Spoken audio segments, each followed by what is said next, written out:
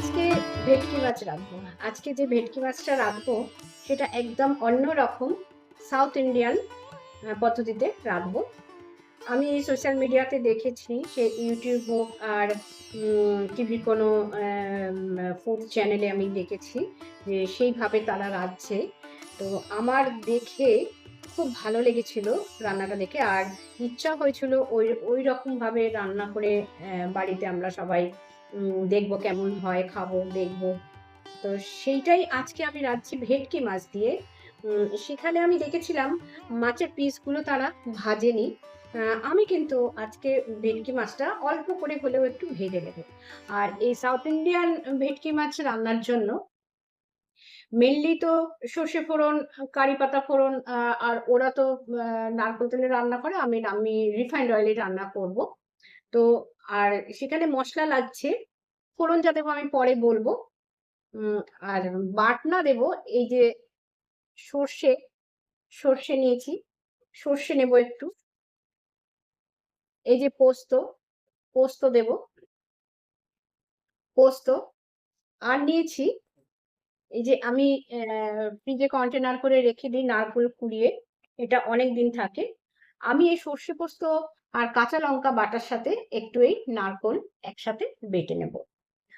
এছাড়াও এই নারকোলের আমি পেস্ট করে আমি নারকোলের দুধ তৈরি করে রাখবো। নারকোলের দুধ তৈরি, নারকোল কোড়া থেকে নারকোলের দুধ তৈরি করতে তোমরা অনেকেই জানো। সেটা আর আমি দেখাচ্ছি না, আমি একেবারে সবকিছু রেডি করে নিয়ে মাছটা একেবারে রান্না করতে চলে যাব। তাহলে আমার ইউটিউব পরিবারের সমস্ত প্রিয় বন্ধুদের জানাই আন্তরিক শুভেচ্ছা। আশা করি তোমরা খুব ভালো আছো, সুস্থ আছো। কুমকুমের রান্নায় আজ দেখছো সাউথ ইন্ডিয়ান ভেটকি কারি কিংবা ভেটকি মাছের সাউথ ইন্ডিয়ান কারি, যেটা বলবে সেটা। তাহলে চলো এবার রান্নাঘরে যাওয়া যাক।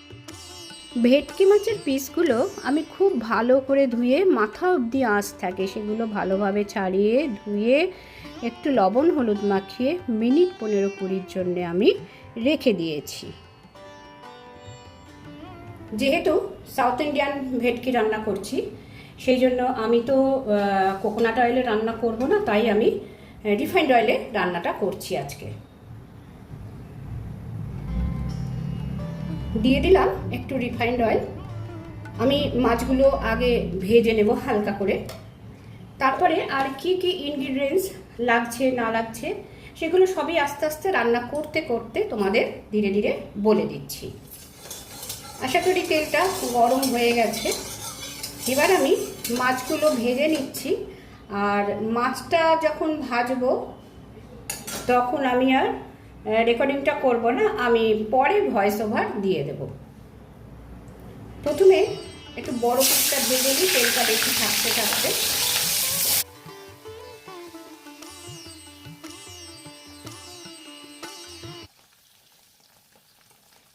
আমি এবার সেই তেলে আমি একটা শুকনো লঙ্কা ফাটিয়ে দিয়ে দিলাম।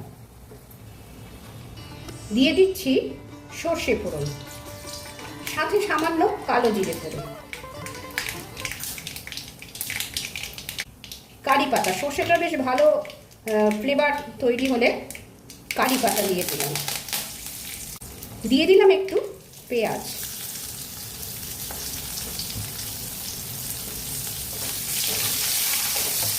হয়েছে দিয়ে দিচ্ছি টমেটো।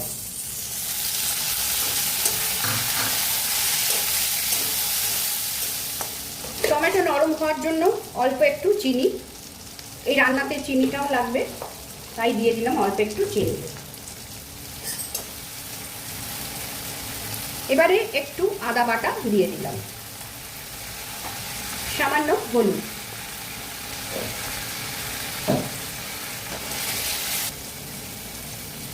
একটু সামান্য ধনিয়া পাউডার ব্যবহার করছি।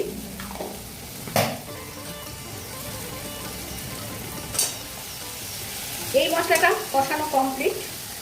এবারে আমি দিয়ে দিচ্ছি যে সর্ষে পোস্ত আর একটু নারকেল বেটে রেখেছিলাম সেইটা দিয়ে দিচ্ছি। দিয়ে দিলাম একটু গরম জল,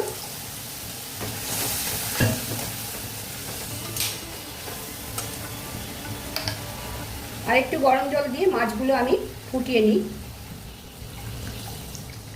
লবণটা দিয়ে দিচ্ছি, আন্দাজ করেই দিলাম, তার কারণ সর্ষে পোস্ত আর নারকেল বাটার মধ্যে লবণ আছে। বেশ ভালোই ফুটে উঠেছে। এবারে মাছগুলো আমি দিয়ে দিচ্ছি।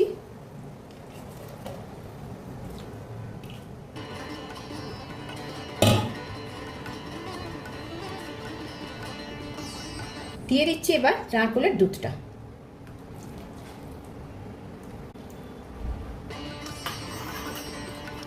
নারকেলের দুধ বা এমনি দুধ রান্নাতে দেওয়ার সময় গ্যাসের ফ্লেমটা কমিয়ে রাখতে হয়, তারপরে গ্যাসের ফ্লেমটা বাড়ানো যায়।